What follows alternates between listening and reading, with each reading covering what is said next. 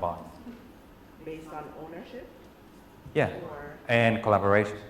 okay, well, word seal for collaboration.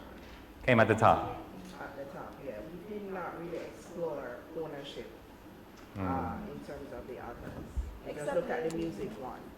Right, except for the American Slavery Collective, which I think has come up before, because as you were mentioning, it's a for-profit model, I think, with outsourced labor to be sold to libraries, and so that raises issues. All right. Thank you very much. So some wonderful thinking. This exercise is designed to help folks who are coming into this universe for the first time, or even veterans who think they understand and are familiar with this universe, for them to be able to ask questions about how things are made, who they belong to, what labor is involved in them, what audiences do they speak to, how effective they are. But it's also meant to question also the sort of role that the traditional forms of publication, prose, play in this hybrid landscape, where you have this really strange visualizations like the knotted line, or these multimedia experiences like the musical passages. Because we tend to assume that we understand what scholarship is already. And we tend to assume that it has to take a particular form. I don't go as far as the student engagement team to actually dismiss that form, since that form is still one of the most powerful forms that we know. Prose, words, to describe, to tell our narratives and to tell our stories, whether those words are voiced or whether they're written, with the differences between orality and textuality. This is still one of our most powerful tools. And of course, what I showed you today in this exercise is that the digital environments are being used to share our words, but that sharing comes attached to mechanisms of collaboration, ownership. So another thing that the exercise is designed to do is for you to question your own inclusion and criteria for excluding and excluding. Because most of us depart from a point of view of defense, of our own purview and position within the academy. So student engagement, for example, is defending teaching and learning. I'm guessing there are people with artistic sensibilities over there in the interactive group. There are many of us here in the room that are considered to be scholars, and scholars should be serious of a certain kind. And this is, of course, the master's tools, as Audre Lorde presented them, and which make the title of my public lecture later. The master's tools is not really the instrument, according to Audre Lorde. It's not really the prose or the digital. The master's tools is that tool which reinstitutes the master, which reinstitutes the exclusionary. Now, of course, within all these examples that I showed you, there are different labor arrangements, and it's important to understand where are the master relationships there in that arrangement. But that work also can only happen if we ourselves recognize where are the master relationships in our own ways of excluding and including. So the exercise is designed for that. I hope that you appreciate it. It's also a good excuse to show you a range of projects. How many of you have read Audre Lorde? Really? I just only know. But hey, go read Audre. And then I'm going to change the title of my talk. I feel like it's my duty to tell you that this essay is delivered in front of an audience of white feminists, in which she is part of the only panel of black women and black queer women. And she talks about how the feminism itself was built with a white imagination of a particular cis variety and heteronormative variety, and that excluding the point of view of the black queer woman is nothing more than reinstituting the master's tools. So it's my duty, since I titled my public lecture that. But please go and read her remarks.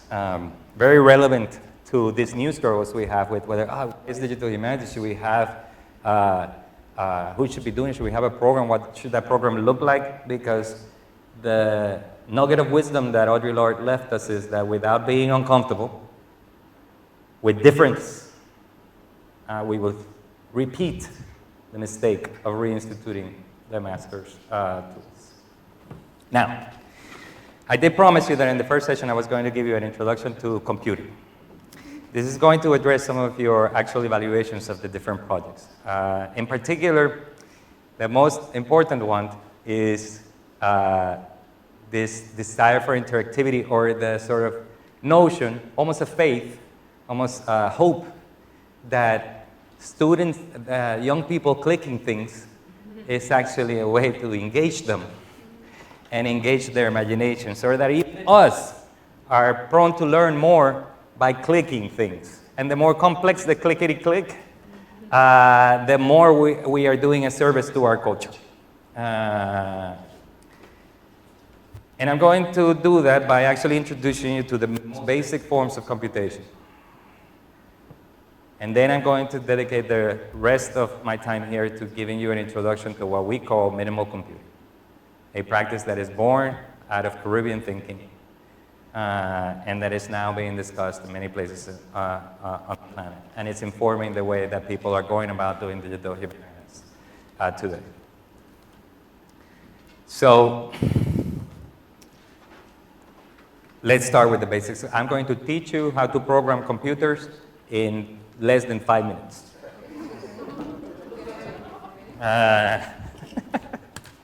Not really, I'm not going to teach you how to program. It takes years and years.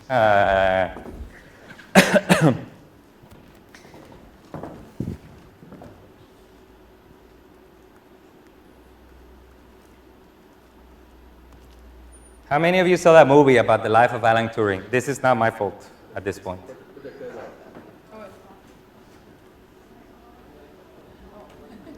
It's imitating you. I'm not supposed to do that.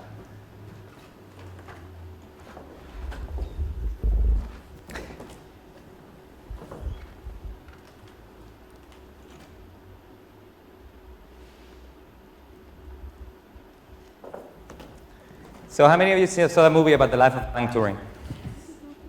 It's called The Imitation Game, yeah. So only a few. It's on Netflix too, I think. Netflix got a few shout-outs today. So Alan Turing is considered by many one of the most important thinkers that lead to our modern computers. He's of course not the first one to think about computation. We can trace back some of these forms of thinking to a linguist in India in the 6th century or 7th century before Christ, named Panini, which the linguist nodded the head. P-A-N-I-N-I, if you want to look them up. Somebody who decided early on to sit down and try to figure out a grammar or Sanskrit by figuring out its logic, how the language comes together as a sort of machine, and how out of that, understanding the logic of that machine, we can actually generate new sentences that never existed before. Of course, this is the central idea of grammar itself. Now, you can correct me. The linguists in the room can correct me if I say something off color. Are we on? All right. But Turing, I find to be one of the most poetic he wrote a mathematical paper that I'm going to do a huge disservice to right now, in which he described the universal machine. For him, of course, universalism is not necessarily a good thing in our context. We always question this universalism, especially since the sort of garden variety of universalism that we've been sold is predicated upon this European white male subject. But in this case, for him, the word universal meant something slightly different. Said a universal machine is that machine that can contain all other machines. That machine whose logic actually captures the logic of all other possible machines. Now, of course, I don't need to define what a machine is. A pulley is a machine. A lever is a machine.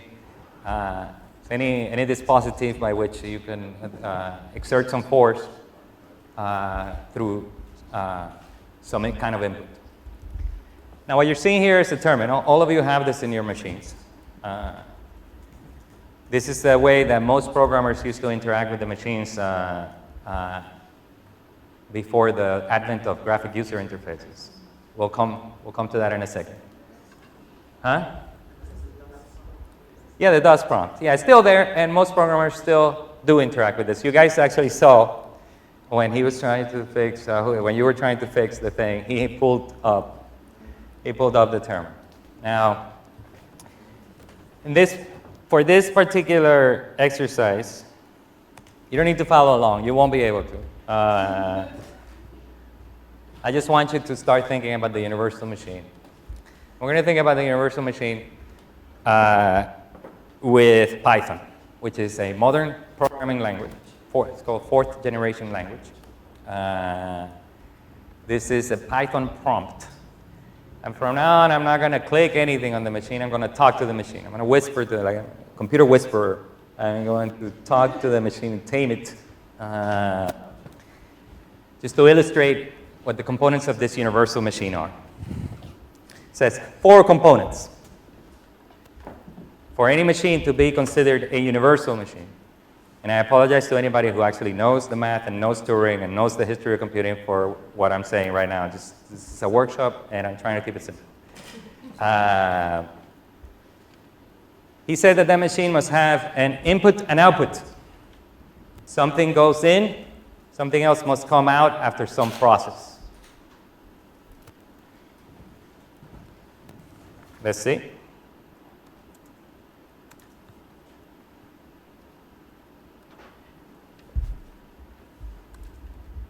Can everybody read? There it is. I inputted print mango. It outputted mango. There's a way in and a way out.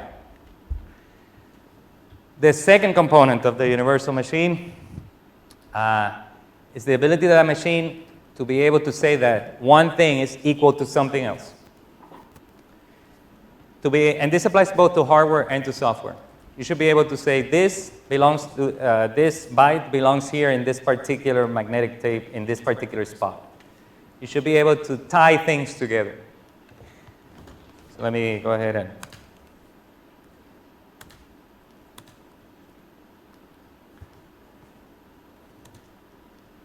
let's see if it worked. Yeah, there it is. Any machine, in order for it to include all other possible machines, has to be able to assign a value to something else. Third component of the universal machine, this machine should be able to evaluate logic. And this is very Aristotelian. It's this kind of, if all cats are black and you have a cat, your cat is black. It kind of makes sense. If all cats are black, yours will also be black, right?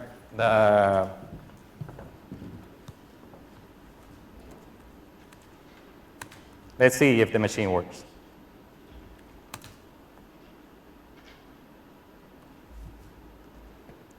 Oh, hold on a second. I need to.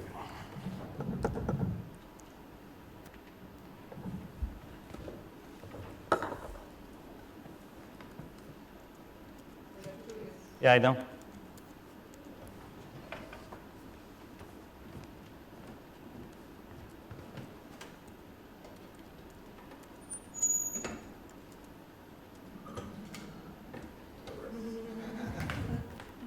Yeah, sorry. The one equal sign is the assignment. Two equal signs is the evaluation. Sorry, syntax is super important. Yeah, the machine it speaks a very strict language. So, all right, so this machine meets the first three criteria. The fourth and last criteria for any machine to be a universal machine is that that machine must be able to repeat the same thing over and over again. It must be able to iterate, to loop around. There are many ways to understand that and what that means. But let's just be a little fuzzy about it. It's just able to do the same thing over and over again. So in order to do this, what I'm going to do is I'm going to create a basket of fruit. And I am going to then ask the machine to iterate through that basket of fruit.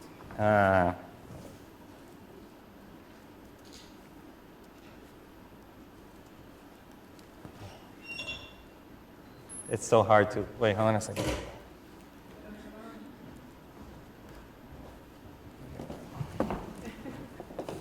Yeah, much easier.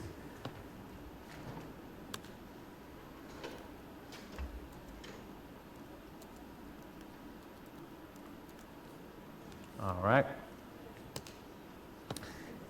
Now I assigned to the word basket a list of things. Now I'm going to iterate. There it is. So this machine is capable of repeating the same action. It went through each of the items in the basket and printed them one by one. Now, this machine fulfills the promise of a universal machine. It is capable of including all other machines. Yeah.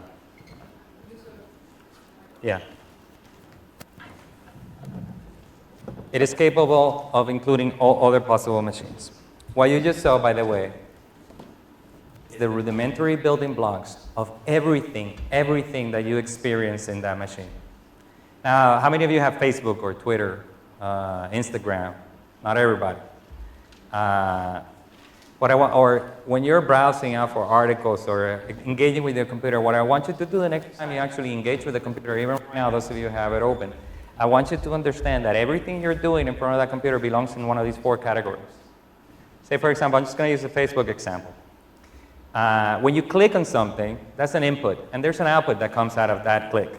There's a series of processes that happens after you click on something that gives you something else. There are assignments in everything that you do. When you search in any of those search boxes, one word becomes a series of things. There's a loop. There is a continuous loop in your feed on Twitter, Instagram, and all these things. Even on a Google search results, you see that the same action was repeated over and over again. And you know that that action actually conforms to some kind of conditional. It's if this actual search term is in this page, then do this. Everything you do belongs to these four categories, and nothing escapes it. Absolutely nothing escapes it. Except for the graphical user interface metaphors.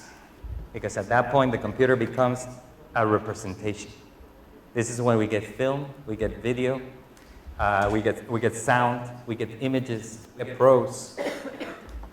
All of these is a surface effect of these backstage mechanisms. Now, of course, text, sound, images, and film, we don't get tactile yet. Nothing but the coldness of the glass. Or smells, thank God. All of these this representational layer has the same power they had before. But behind them is these processes. In front of them is the power of prose, the power of the image. Generated by a universal machine. Google, I think, has 2 billion lines of code. Facebook, I think, has like 1 point something billion lines of code in order to make that machine work.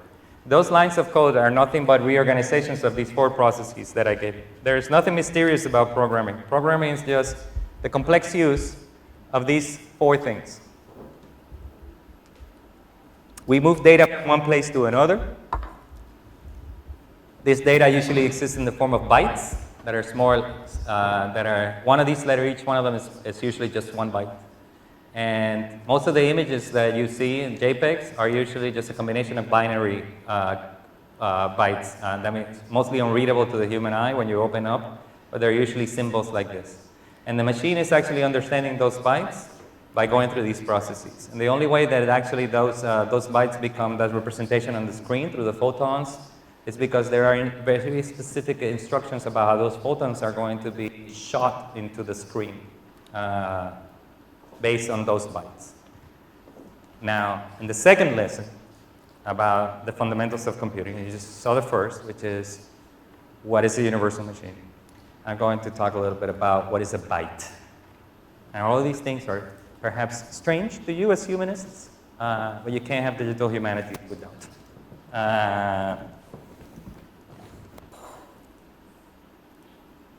I just want to also talking about Turing. Turing, I was commenting to Sylvia, Turing was actually quite influenced by the work of Ludwig Wittgenstein, who wrote some important works of philosophy, including one on what he called language games. They were friends, and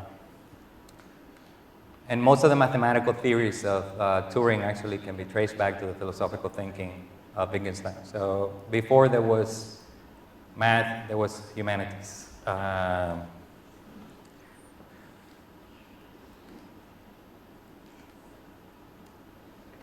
right, so what I'm going to do now is, hold on a second. I am going to open, I don't have Microsoft Word installed here, but what I do have is Pages, which is very similar to Microsoft Word. This is the Mac. It just comes built in with Mac. I never use it. I only use it just to do this exercise, or when somebody insists on sending me a Microsoft Word file. I wanna illustrate what a byte is by doing an exercise. That this one you probably can follow along if you have a computer. I'm gonna type the letter A,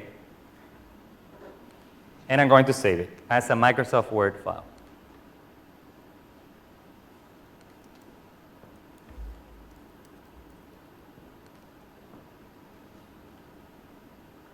A.docx. All right. And you can't see it there, but it's on my desktop, so I'll pull it up when I need to. Let me see if I can drag it over there. There it is. Nope. Came back here. Sorry. What I'm going to do now is open up a text editor, a plain text editor. This one is a little different than Word. All right, hold on a second. This type of software just reads the byte directly. This reads the symbols the same way as the terminal. It does without adding absolutely anything. So a type of Microsoft Word is a type of software called a rich text editor or a word processor. This type of software is called, this type of software is called a,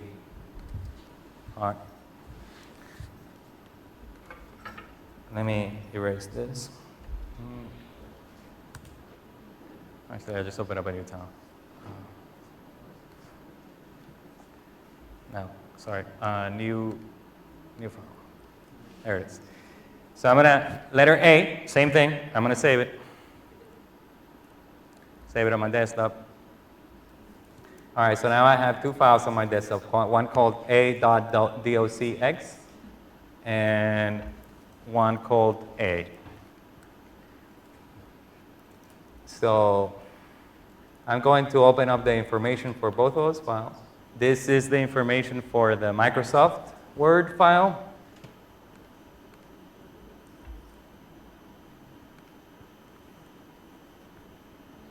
And this is the information for the plain text file. Do you notice the difference? Yes. Where the hell did these 7,300 bytes came from if I only type the letter A? Well, they came from an old game we've been playing in computers, an old illusion that has been played upon the public. An illusion that dates back to the beginning of Mac computers, personal computers, in around 1982, 1983, when they filed a series of patents that led to the birth of the personal computer and the graphic user interfaces that you see today. Nobody believed that computers would ever become popular. They were the sort of purview of some geeks and some scholars, mathematicians, and nobody believed this could be done. That they would actually reach every home, our phones, the way we watch TV and even see movies these days. And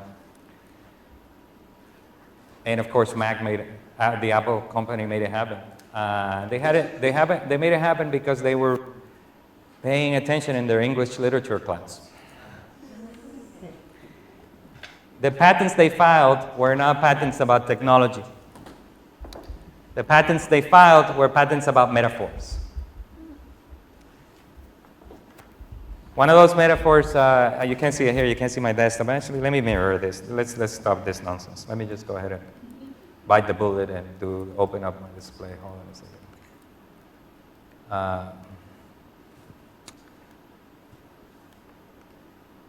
second. There it is. Now you can see my desktop.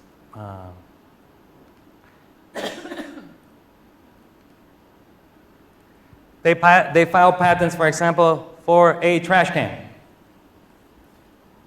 Now, if you still believe that it's a trash can, you're smoking some bad stuff. And drinking some rank Kool-Aid. Because that is not a trash can. That is a metaphor. And so is everything else you see. So we're all metaphors. Mostly the geeks that actually made these patents were super influenced by the theories of Jacobson, Roman Jacobson, who did a lot of work, a linguist, again, sorry, I keep coming back to linguist. A linguist invited me. Yes. You can learn more about this type of work about this history in a recent work, many works, but in a recent work by one of my partners in crimes in New York, Dennis Tenen, who is one of the founders of my lab, wrote a book called Plain Text, and he traces this history down. So he does deserve a good shout out. That is this world of metaphors that Mac unleashed upon the world is the reason why you have more bytes on that Microsoft Word file than you do in that plain text letter A. The letter A, according to the computer, is just 1 byte. But Microsoft Word is in the business of actually creating the illusion of writing, not writing.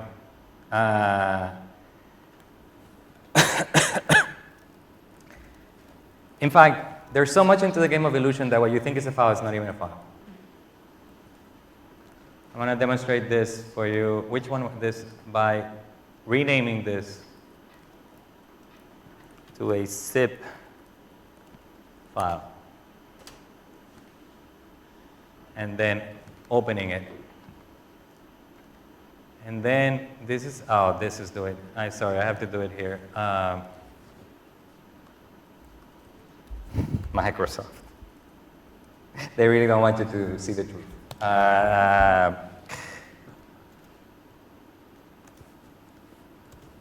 in my desktop now, by the way. Sorry. It's called a.zip. There it is. Now, did you notice a bunch of new folders in my computer? In my desktop. Let me do it again without without all these extra files I had. Oh no, my lecture is there. Sorry, I can't do it.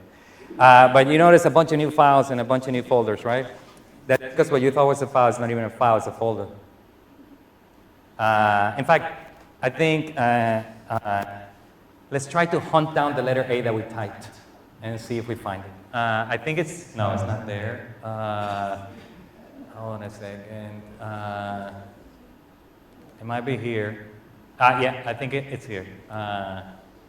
Let me open it with a regular document. Let's see if I find the letter A. There it is. Yay. So what is all this goo? All this goo is actually what allows Microsoft Word to be in business. This goo is actually goo that only Microsoft Word software can read. So that no other software, unless you pay a license to Microsoft to be able to have readers for this, can do. I mean, unless you're hacky, and then you can figure out other ways. But this is why they do it. All of this goo is to actually create the illusion of writing for you in a way in which the writing belongs to them. So this is why, of course, for you, you experience this in your everyday life when you say, oh, that software doesn't open up my old files. That's because there is planned obsolescence in the ways that these softwares are built. They build in their breaking point because that's their business. They need to make money. Fit their... I have half an hour. Yeah, Liz. Yeah. All right.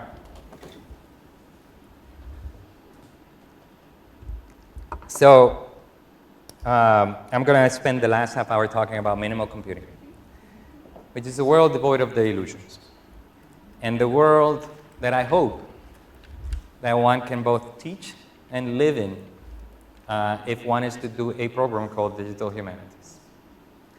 Of course,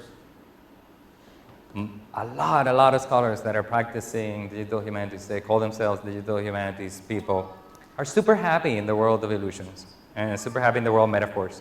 Because what these illusions and metaphors, at least in some of the arrangements, hide is either, well, for-profit companies, but in other cases they hire the labor force in the IT department at the university, or labor force in the library, who are happy to produce these kind of layers of metaphors for scholars to be able to participate in this wonderful world without ever having to see the reality of these things.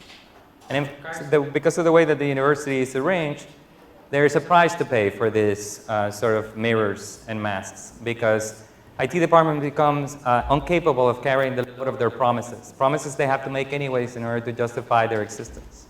The library is unable to continue doing its business of collecting while providing the capacity of production to departments. And the only way out of this jam is for us to actually shed the metaphors and speak truth. So if you are going down this path of digital humanities, after having lived a life of not even looking behind the scenes or trying to figure out what it is that makes the engine run, you won't be able to do it in a way that doesn't create war and famine. That was my joke yesterday. That won't create problems down the line, problems of substance, of sustainability, of durability and security. So I encourage you to, this is not like the car. You can drive a car without ever learning how the engine works. As long as you know how to change the tire, change the oil, and put gas in it, you're probably fine. But this ain't it. Now, you don't have to become a computer scientist, but these very simple ideas, 1 and 2, that I've showed you about, are things that you have to understand really well and build upon. This is, of course, I might be wrong. This is just my professional experience. So, minimal computing. In my public lecture, I'm actually going to connect it more to Caribbean practices, but for the meantime, I'm just going to speak to it in other terms.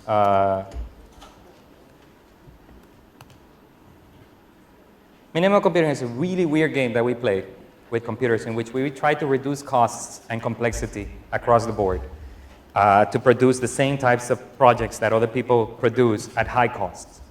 So how many of you remember the equalizers before digital equalizers, the mechanical equalizers on your sound systems?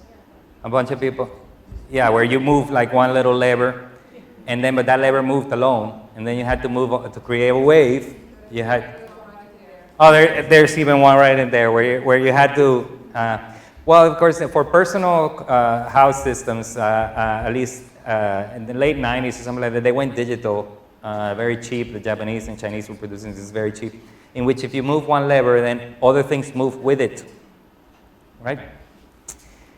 So playing minimal computing is a little bit like those modern equalizers, where if you move one thing, something else moves with it. Sometimes you move something up and something descends. Sometimes it actually ascends when you move something up. So if the levers, if I want you to imagine now the levers as costs for a second, here are the costs attached to digital humanities practices. Learning curves, super important for most of you who were trained as humanists. There is a cost. It's how much time will it take me to learn how to do this and how to do that? And something that is, of course, rife with anxiety. It's like I don't even have time to learn the basics, let alone the intermediate or advanced. That's real. We don't want to dismiss it. We want to consider it as a cost. The problem is because most of the other units of the university have been actually trying to keep that cost at a minimum to facilitate. Their job is to facilitate the work of the faculty, to keep them not learning those things. And the other costs actually increased really high. So minimal computing is out of the effect, is born out of the attempt to try to actually balance out the wave a little bit more.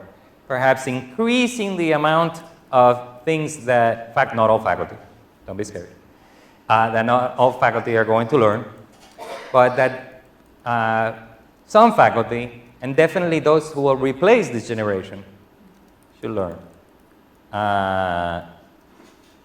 so that we can decrease the other costs. And the other costs are ecological. The more processes that you use in order to generate websites, the more server time is run. In fact, server processing time accounts for 3% of the carbon footprint of England today. That's the only figure that I know, but it gives you a sense of how much impact on the environment server processing time can have. Labor.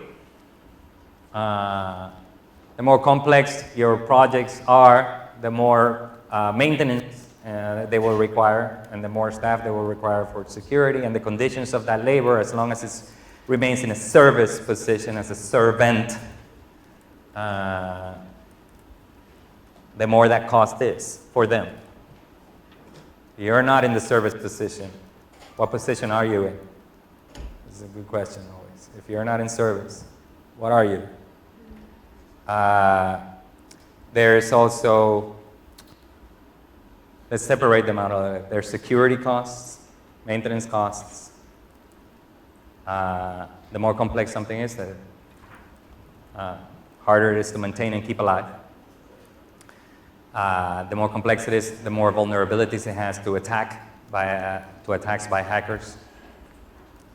Time, duration. The more complex it is, probably the less you will pay in terms of ephemerality. It will be more ephemeral. What other costs? User costs. Sometimes the more complex actually makes your public not even want to engage with it. So yes, for example, the knotted line is beautiful, but if you really think that that is what actually is going to engage audiences, it's not borne out by my experience. My experience bears out that when we encounter complex environments, we tend to move away. And in fact, one of the reasons for the success of these metaphorical companies like Twitter, Facebook, Google, etc., is the fact that they made tools that were super easy to access by my dad. And my dad, my dad out there with a ponytail protesting against Monsanto and never paid attention to, love your dad. It was because they were able to make it that way. There's a user, sometimes the complexity of our systems that we pay. Okay, so going back to minimal computing is trying to reduce all this cost. Bandwidth is a kind of Caribbean thing. Like I'm having a hard time downloading some of these things here. Access, right? This is the cost. Sometimes these beautiful, fantastic, phenomenal projects, and then you can't access them in the Caribbean because you're waiting there forever. And in fact, a lot of the, actually we have more cell phone use in the Caribbean than we do with the laptops. And people you pay for by the kilobyte. So you're downloading a Microsoft Word file. Now I want you to turn that into dollars because you're going to make your choice sometimes based on those dollars. And it's only recently that in the North Atlantic world we have these unlimited data plans. But those have not spread out universally to everybody. So bandwidth is important. So minimal computing, what it's trying to do is trying to balance out those things so that our actual total wave of cost approaches at the closer to the bottom as we possibly can to reduce the cost of what we're doing. Not because we're cheap, but because we're equitable. Not because we're cheap, but because we want to make sure that we make things that will last, make things that are accessible. Not because we're cheap, but because we're resourceful. A lot of these projects in the United States that are super fancy and receive enormous grants from the granting agencies in Europe. Same thing in Europe, and same thing in Canada. We get a little bit of that grant money in the Caribbean, usually in collaborations with diaspora people like me. But we ain't gonna get the level of grants they're getting. So we gotta, minimal computing is also an attempt to actually make these things possible for us without that big money. Those grants usually are spent so that a famous faculty who doesn't understand computers can hire a whole team of graduate students and staff across the university and pay them. And even outside staff that work for 2 years, you go to the birthday parties and then you fire them, so that they can do these kind of potlatch type projects, huge and humongous things that amount to very little more than just a vanity project because it doesn't affect their tenure and promotion or their standing within the university. Just so that they can actually show the donors how digital they are when they don't even know how to open a link. I've seen it. That's why we do minimal computer, not because we're cheap, but because we don't want to be that person. So let me give you some examples.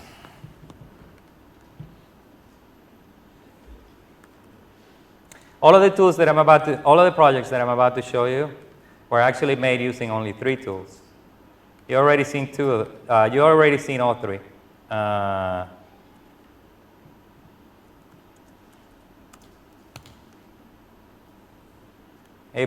A terminal, a plain text editor, and a browser.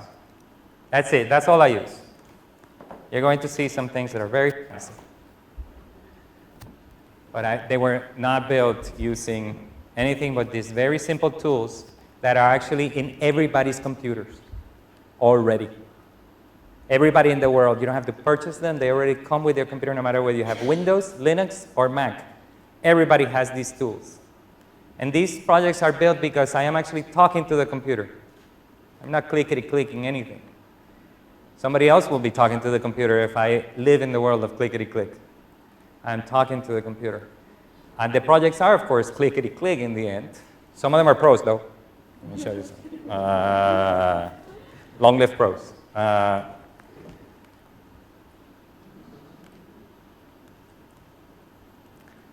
Here is a digital edition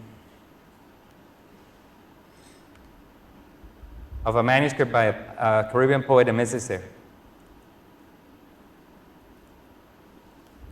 This is a play, now lives online. There is a version of the play I have here that is secret because the family doesn't answer my emails and the lawyer kind of brushed me off. So I created a secret section like in video games on Infinite Lives. Here is a diplomatic version of the manuscript. And because this is digital, I can afford all the space in the world that that publishers will deny me to include the original images of the manuscript. It's a very simple affair, but super powerful. This manuscript is not known. It's an actual play that I have stumbled upon in a small library in the border between Germany and France.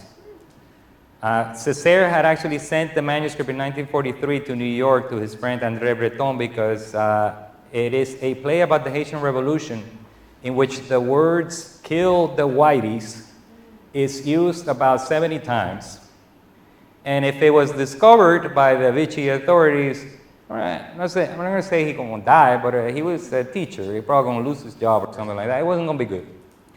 So he sent that text over to his friend André Breton, got it out of the island. And then his friend André Breton passed it to another poet friend who was running a publishing operation to see if he could get it published. At that point, Césaire writes a letter and says, no, don't publish it. I don't like this text anymore. I'm going to dehistoricize it. Now, we're not going to get into the reasons or rationale for why he wanted to do that. He just wanted to make it a more universal text, not just about the Haitian Revolution. In any case, the text ends up, when the war is over, the friend of Breton got into a fight. They didn't talk to each other. The guy kept the manuscript and eventually went back home to his little town, sleepy town, in the border between Germany and France, called Saint-Dié-des-Vosges, which is, by the way, where the place where Amerigo Vespucci gave the word America to. Yeah, it's weird. And then this play about the Haitian Revolution, we kill the whites, ends up there. Yeah, you can trip on this forever. Anyways, this text is not very well known. I mean, we know all the other famous texts by the poet, Tempest, Roi Christophe, the Cahiers d'Architecture Natal, but we don't know this text. So right now what I'm doing is really powerful and very simple. It's just an addition of, I don't want to make this more interactive than this. If you read that poetry, it will blow your mind. There is nothing more powerful you can do with a young mind than to have him read that text and look at those images. Here's another project. Because of my job at Columbia, I have to care about everybody. I'm not allowed to focus only on the Caribbean, so I got to do other kinds of projects. Okay, I have a favorite child. Only in my free time. This is a project that was done with students. I've already shown it a couple of times here. So I apologize. This was done by students in art history, master students in art history. It was done using a terminal, a plain text editor, and a browser. I taught the students during the course of a semester, humanities students, art historians. They'd never encountered any of these things when I met them. I did not build this, they did. I just taught them how. This is a collection of plates from the first fashion magazine in the world, published in France during the Revolution. It's loading now.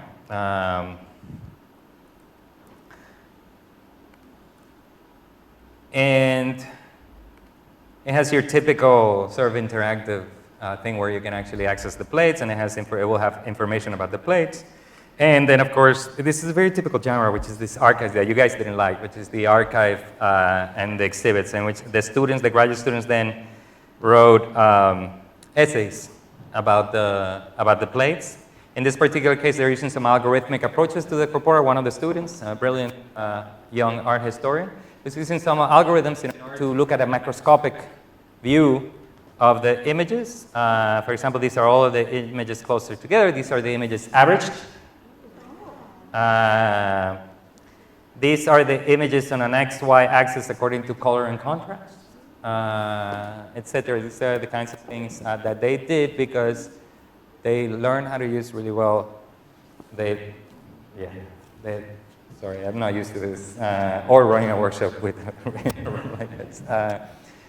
They learn how to use the terminal, a plain text editor, and a browser.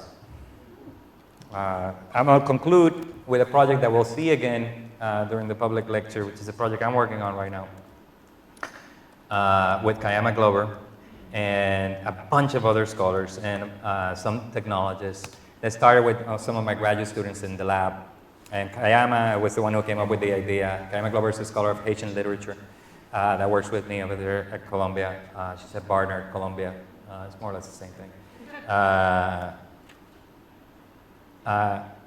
We are soliciting biographical data from specialists of Black historical figures in the Black Atlantic world in the 20th century.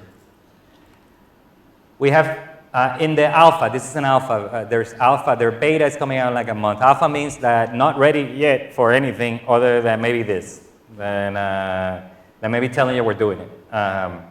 Beta will come out with some more data sets that have already come into the pipeline, and the final version will have 50. Biographical data that is inputted into a simple spreadsheet, then converted into plain text files, the ones that we call comma-separated values, which is a way of writing tables just with text. And then through a series of processes, they end up being this. Again, nothing but terminal, browser, and a plain text editor. Here's a message there. I don't think you can see it here. I'm going to try. I'm going to do this kind of manual animation. This is a message trajectory in life. Now I want to compare him to Kamal Brathwaite to see where the trajectories actually coincide. This is both of them traveling throughout their lives. But we, of course, this is cute, but actually it's not very useful to scholars, but this is. This is the reason why we did it, is we wanted to find out in what places did some of these figures intersect. When were they together in Haiti, in Paris? So this is the rationale for doing this project, because this can help us in the scholarship. Because there might have been meetings that we never knew about. So by asking experts and specialists to actually give us as much information on their one person they study, we can then combine all of those. So here's, for example, let me reduce it to the 1930s, to the 1940s. In Haiti, I know that these figures were there during that period. Again, this has no database. There's no fancy interface where the scholars are working other than in a spreadsheet. And actually, the people who built it are using nothing more than a terminal, a plain text editor, and a browser. Simple tools that belong to everybody's computers in this planet. Not the phones, though. The phones are computers, and they don't have these tools. You need a PC or a laptop. No, phones are never good for producing. They're very good for consuming, but not producing. It would be uncomfortable to work on those things. All right, so this is examples of minimal computing. I'll conclude actually. How much time do we have? Is that it? I'll show you. I'll go back to. I'll finish with prose. I don't mean to be mean. I just get a little nervous when we forget about prose. Yes, I am about sound, and I am about images, and I am about clicking stuff, but. There it is. Yeah. I'm going to bring this up in the public lecture, but here's an example of something done with these tools that is easily accessible in the Caribbean, something that was designed for a Caribbean audience, that fulfills the requirement of academic journal. The difference is here we own the system of production from the beginning to the end. This is a journal, academic journal, the old academic journal.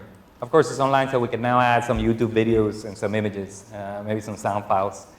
But this was designed for simplicity, playing this game of minimal computing, reducing the costs and maximizing the impact as much as we possibly can, the benefits. This is a journal founded by me and Kayama, dedicated to Caribbean digital humanities and Caribbean digital studies.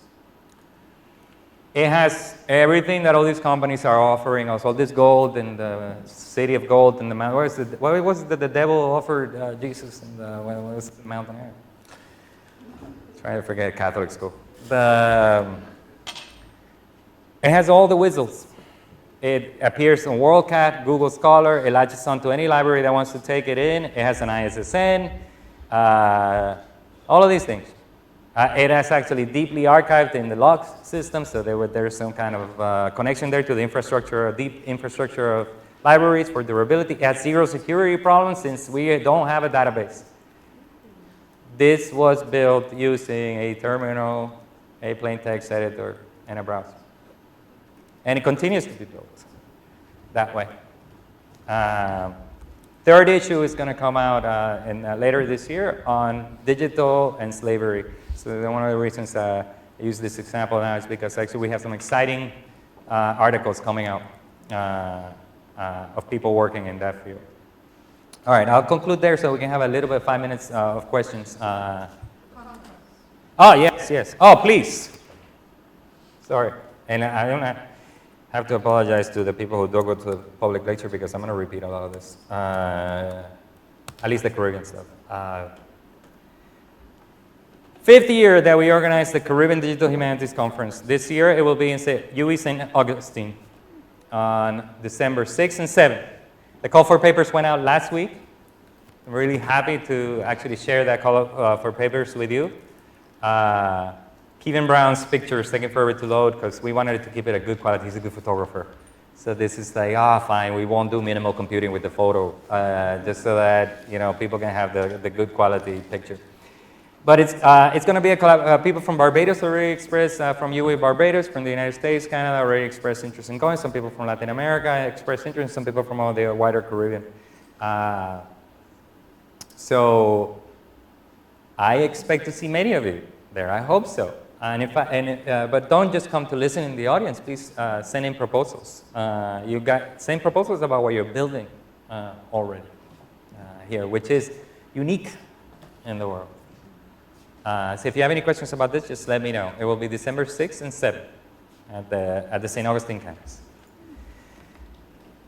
All right, questions? Minimal computing, the basics of computation, and I am super sorry, there is no other way than to give you a little bit of medicine. You have to face the beast of computation. Yes?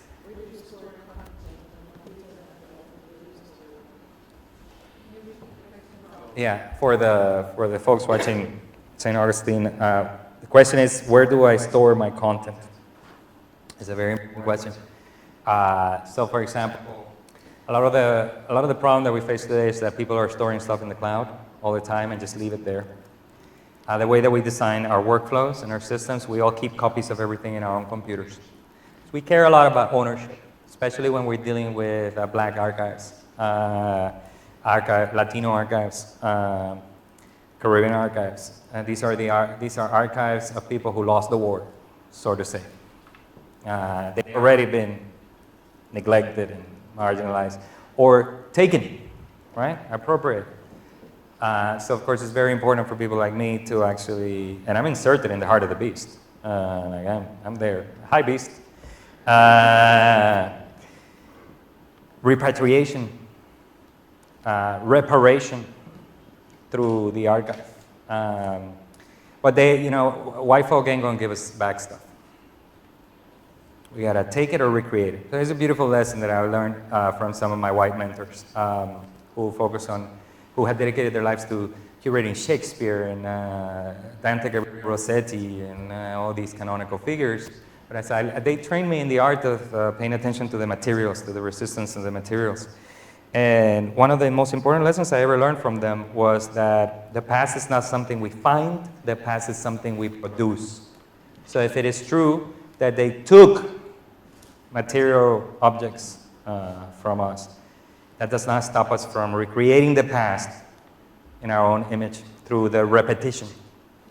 And this has, of course, been the way that they have kept their Shakespeare and their Bible and all this stuff alive, is because they keep doing new editions. So what do we do now? What do I do with Césaire? Well, I'm going to make an edition of Césaire. I'm going to keep on repeating it. If you repeat it and you repeat it, and as many people of us repeat that past stays alive, and then it starts belonging to us again, because we were the ones who repeated it. Now we own the repetition.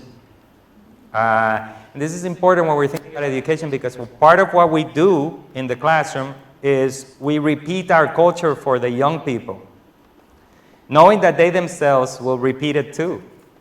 And one of the most exciting things about digital humanities, and this is what's working out so great for Shyler Spree in the Caribbean, because she understands this, is that if you actually let young people see themselves as reproducers of the culture, not as consumers of it, you'll find that they're more excited about it, about the work of the humanities. Forget the clickety stuff. if you actually give them real ownership over the production of the Jamaican past, the interpretation of its literature, of its music, of its poetry, they will be more engaged in the work we do in the humanities than any clickety stuff or any fancy mood or whatever they sell you over there in the United States. They are not, this generation not taking any bullshit. All those 17-year-olds and 18-year-olds, oh my, it doesn't get more real than this group. And they're about to hit the university.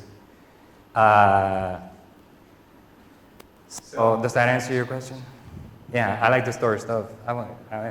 And the CD-ROM, keep one at home. And yeah, cloud, I don't own the cloud.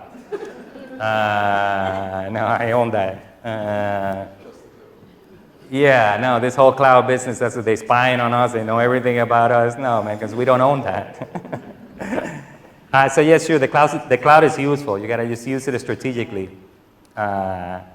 This also, this model of the universal access internet is a very enlightenment idea of like, I want to pay attention to everything. But we gotta be more, a little bit more subterfuge sometimes. I think what Jessica Johnson calls the marinage, digital marinage, where we don't always just put everything in, just read me like an open book. No, sometimes we go to the mountains and hide ourselves. It's very important. Off the mic and off the camera, I will tell you some stories. I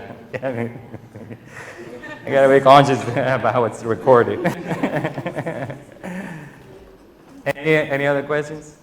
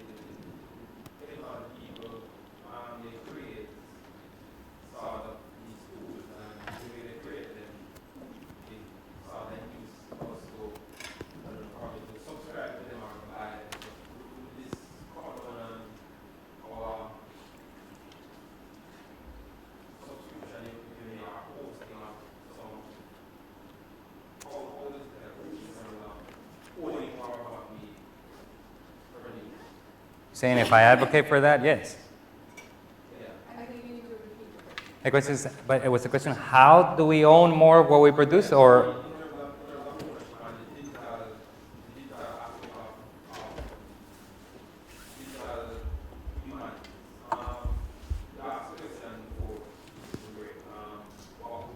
Who owns what? Yeah, if we produce it and don't give it away for free, like we do with those books and those journal articles, then we might own it. Let me give you a good example, because this is a debate I have with a professor at Howard University, one of the most hilarious friends I have on Facebook, a very respectable historian of African American history.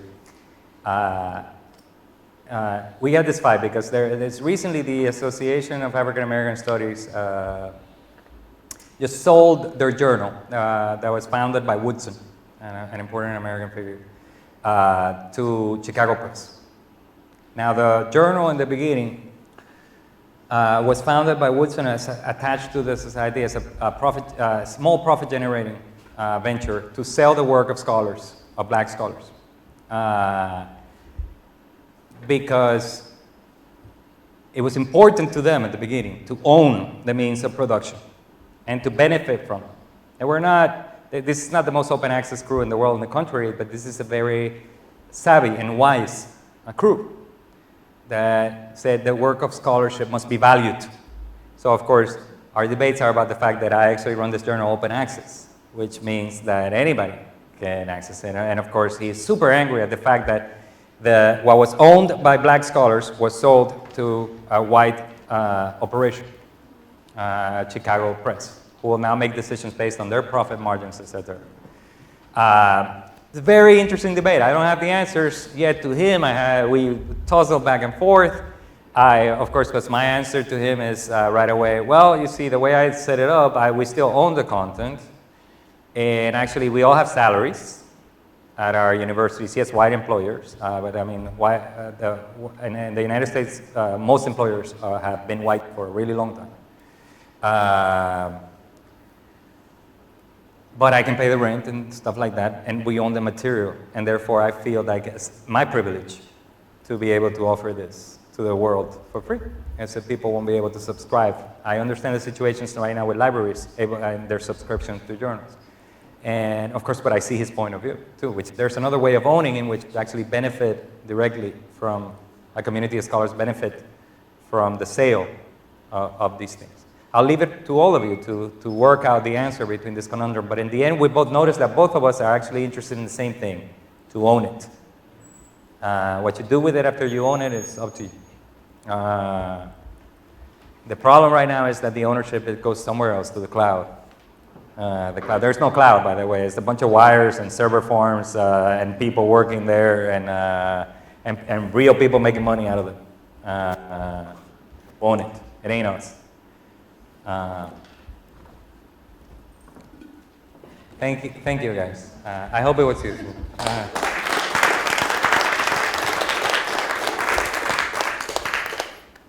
Thank you, everyone, for returning and participating in the second half of the workshop. I hope to see you at 6 p.m. for the public lecture. And despite what he said, you're going to be hearing all the stuff there. It's not going to be a repeat of this workshop in any way. I hope you have, as I do, the sense of excitement about the opportunities that digital humanities is bringing to us. It's not just a different technology that we may need to get familiar with, but it's actually also a way of reimagining what we're doing in the humanities, of thinking about ways in which we can cross disciplinary boundaries and collaborate on projects, and of course, importantly, a way of giving students the tools for the 21st century. And those tools are not just technological, they include the tools of critical thinking, of the ability to be analytic, to be ethical, and all of that. And so these are all the various things that this workshop actually brought to the fore. This was not just about tools, this was also about the humanistic tradition, and how it is that we can therefore own these tools and make them something that is a part of the humanistic tradition. So thank you very much. Let's clap it one more time.